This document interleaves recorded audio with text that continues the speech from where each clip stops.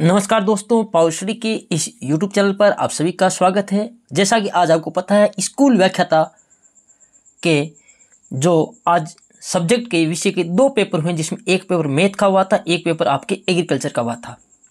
जो गणित का पेपर हुआ था उसमें साइकोलॉजी के जो आपके 21 क्वेश्चन आए थे उसको मैं बता चुका हूँ, और जो दूसरा पेपर आज एग्रीकल्चर का सेकेंड शिफ्ट में हुआ था उसके जो मैं आपको साइकोलॉजी के वो प्रश्न बता रहा हूँ। इसमें प्रश्न काफ़ी सरल प्रश्न आए हैं और काफ़ी जो है प्रश्न भी गणित की तुलना में प्रश्न भी ज़्यादा हैं। इसमें तकरीबन 23-24 क्वेश्चन आपके मनोविज्ञान के पूछे गए हैं। तो आइए चलते हैं क्वेश्चनों पर। और यदि आपको ये पीडीएफ चाहिए तो आप पावर स्टडी का टेलीग्राम चैनल ज्वाइन कर लीजिए, वहाँ पर आपको ये पीडीएफ मिल जाएगी। तो मैं सीधा आपको मनोविज्ञान के प्रश्नों पर ले चलता हूँ। तो मनोविज्ञान का जो प्रश्न था वो मैं आपको बताऊँगा। उत्तर जो है आप अपने स्तर पर इनको ढूंढ लेना। आप पावर स्टडी का टेलीग्राम चैनल ज्वाइन कर सकते हैं। इसमें जो प्रश्न आया था, एक ये था, प्रदर्शन की निम्नलिखित में से कौन सी पद्धति का प्रयोग दो तकनीकों की तुलना करने के लिए किया जाता है, अर्थात पुरानी और नई। तो परिणाम प्रदर्शन, विधि प्रदर्शन, क्षेत्र का भ्रमण या जनसंचार।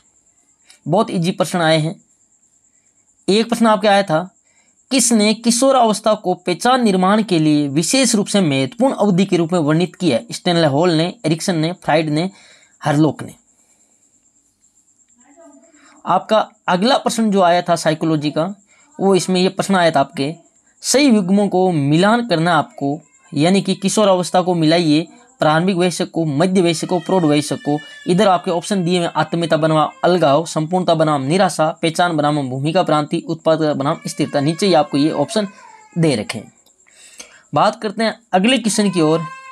तो जो आपका अगला क्वेश्चन आया था वो क्वेश्चन ये था कि 28वां प्रश्न आपके, ये अच्छा प्रश्न है, लेम्सडाइन के अनुसार शिक्षा तकनीक के निम्न में कौन से उपागम सही है? और इतना सिंपल प्रश्न, हार्डवेयर उपागम, सॉफ्टवेयर उपागम या जनरल उपागम, हार्डवेयर उपागम, सॉफ्टवेयर उपागम, सिस्टम उपागम, सॉफ्टवेयर उपागम, मल्टीपल उपागम, सिस्टम उपागम, हार्डवेयर उपागम, मल्टीपल उपागम और जनरल उपागम। बहुत ईजी क्वेश्चन है लेम्सडाइन का, और आपको, मुझे पता है यदि आपने अच्छे से मनोविज्ञान पढ़ी है तो आपको ये आता होगा। बहुत सिंपल क्वेश्चन आए हैं इसमें। मनोविज्ञान के प्रश्न एग्रीकल्चर पेपर है, मैथ में थोड़े से प्रश्न हार्ड थे। तीसरा प्रश्न, एक शिक्षक के लिए शिक्षा मनोविज्ञान का ज्ञान आवश्यक होता है क्योंकि सिलेबस समझने में सहायता करता है, विद्यार्थी स्टाइल समझने में सहायता करता है, विद्यार्थी की तुलना करने में सहायता करता है, अधिगम करता है तो उसकी शारीरिक गुणों को समझने में सहायता करता है। एक प्रश्न था आपके, संचार में समूह दृष्टिकोण कौन सा है? व्यक्तिगत पत्र, क्षेत्र दिन, फ्लैश कार्ड, परिपत्र। इसी प्रकार आगे प्रश्न चलते हैं। ये आपके कॉमर्स के से रिलेटेड प्रश्न है, कौन सा तुलन पत्र का लाभ नहीं है? तो आप कॉमर्स वाले इसको बता देना, बहुत इजी क्वेश्चन है।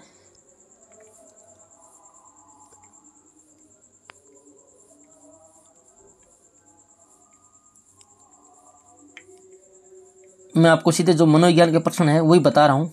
ये प्रश्न, सा के अभिक्रमित अनुदेशन अधिगम किसने विकसित किया? स्किनर ने, थॉर्नडाइक ने, टोलमैन ने, क्राउडर ने। बहुत सिंपल प्रश्न है, इसका राइट आंसर हो जाएगा क्राउडर। मैं बता दूं कि साका में मैंने इसको याद कर रखा था पहले से, साका में कौवे रहते हैं तो क्राउडर है ना। इसी प्रकार आपको आता होगा। अगला प्रश्न है, कौन सा संचार का मूल कार्य नहीं है? सूचना, आज्ञा, प्रभाव, मूल्यांकन। काफ़ी मतलब सरल प्रश्न आए हैं इसमें एग्रीकल्चर में, और प्रश्न भी गणित के पेपर की तुलना में ज़्यादा हैं इसमें। अगला प्रश्न आपका साइकोलॉजी का है, निम्न में से कौन से विकल्प का अध्ययन शिक्षा मनोविज्ञान में किया जाता है? जाति, बुद्धि, रुचि, अभिप्रेरणा, आत्म प्रत्यय, बुद्धि, रुचि, अभिप्रेरणा, लिंग, आत्म प्रत्यय, बुद्धि, अभिप्रेरणा, अभिप्रेरणा, आत्म प्रत्यय, शारीरिक संरचना और रुचि। इसी प्रकार बात करें और क्वेश्चनों की, जो इसमें 23-24 के आसपास क्वेश्चन आए हैं मनोविज्ञान के।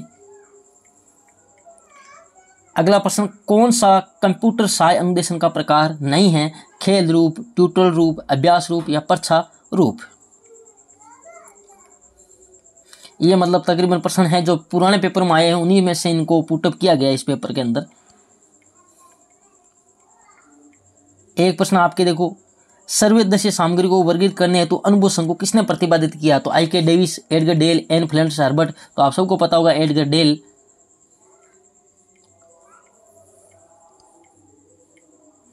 अगला question, a study of thinking पुस्तक किसने लिखी? जेरोम बुर्नर ने, जोसेफ स्वाब ने, जेरी लुकास ने या इल्दा ताबा ने।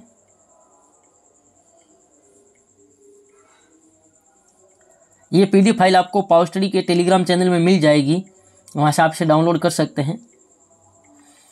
ये थोड़ा कॉमर्स का क्वेश्चन है, रिकार्डियन सिद्धांत किससे संबंधित है, कॉमर्स वाला बता देना, लगान, मजदूरी, ब्याज या लाभ।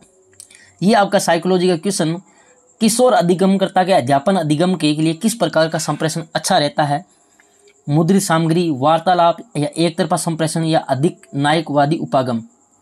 तो आपको पता होगा ये ऑप्शन भी गलत है, ये ऑप्शन भी गलत है। अब आप देख लेना।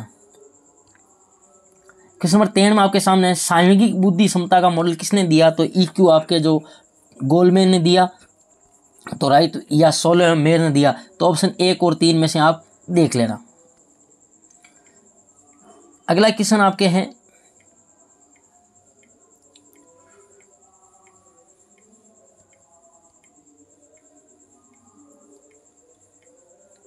अनुभव के रूप में लोगों के व्यवहार में कोई भी परिवर्तन क्या कहलाता है, तो शिक्षण, सीखना, प्रशिक्षण या मानचित्रण। तो बताइए भाई ये क्या कहलाता है, ये आपको कहलाता है लर्निंग, यानी कि सीखना, अधिगम। ऑप्शन बी हो जाएगा इसका राइट आंसर। अगला क्वेश्चन आपका साइको का है कि लोग चीज़ों का अनुभव करके और उन अनुभवों पर चिंतन करके दुनिया की अपने समझ और ज्ञान का निर्माण करते हैं, कौन सा सिद्धांत ये कहता है, व्यवहारवादी, संज्ञानात्मक या अभिप्रायात्मक या निर्मितवाद। अगला क्वेश्चन था निम्न में से सहयोगात्मक अधिगम की कमी है, अच्छा अधिगम एवं सामाजिक कौशल विकसित करने वाला अनुभव देना, विद्यार्थियों को सकारात्मक संबंध बनाना, एक दूसरे की सहायता करना, व्यक्तिगत ध्यान देना, केवल कुछ विद्यार्थी कार्य में सहयोग देते हैं। एक क्वेश्चन आपका साइको का था सीखने का सिद्धांत जो पूरी तरह से देखने योग्य व्यवहार पर निर्भर करता है, सीखने किस सिद्धांत से जुड़ा है, ज्ञानात्मक, विकासात्मक, व्यवहारवादी या निर्मितवाद, या ऑप्शन में रचनावाद। क्वेश्चन नंबर 114 जो मनोविज्ञान का है, निम्नलिखित में से कौन सा एक बच्चे के मानसिक स्वास्थ्य को प्रतिकूल प्रभावित करने वाला कारक नहीं है, गृह कार्य की अधिकता, फेल होने के लिए उत्पन्न तनाव, शिक्षक की संवेगात्मक स्थिरता, शिक्षक की ओर से मित्रता की कमी। तो इसका आपको पता है प्रतिकूल प्रभावित करने वाला कारक नहीं है, तो ये आपका राइट आंसर ऑप्शन सी हो जाएगा, शिक्षक की संवेगात्मक स्थिरता।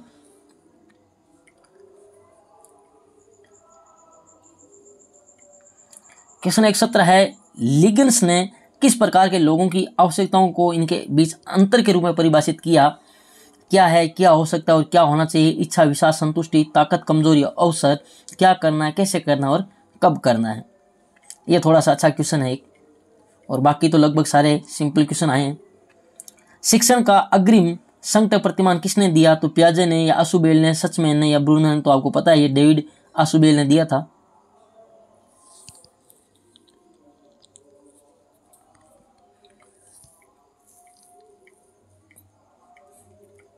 ये थोड़ा कॉमर्स के लिए राष्ट्रीय परंपरागत कृषि मिशन आरंभ कब हुआ था, आप देख लेना।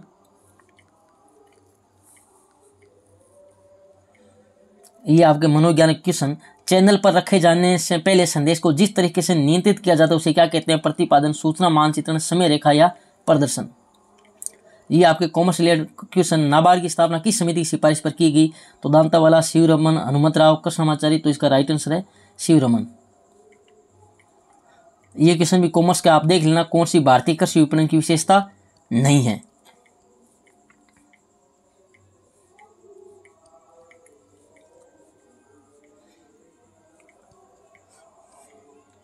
और ये आपके मनोवैज्ञानिक क्वेश्चन, निम्नलिखित से कौन सा एक लॉरेंस कोहलबर्ग का नैतिक विकास के सिद्धांत स्तर नहीं है, परंपरागत, पूर्व नैतिक स्तर, संक्रियात्मक या आत्म स्वीकार्य नैतिक सिद्धांत स्तर।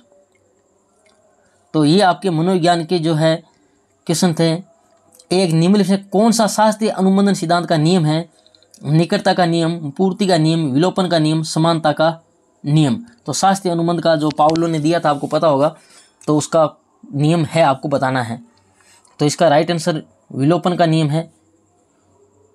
फिर भी आप देख लेना कौन सा कथन भारतीय अर्थव्यवस्था में कृषि योगदान सही नहीं है, तो ये आपके कॉमर्स से रिलेटेड एक क्वेश्चन है, इसे भी आप देख लेना।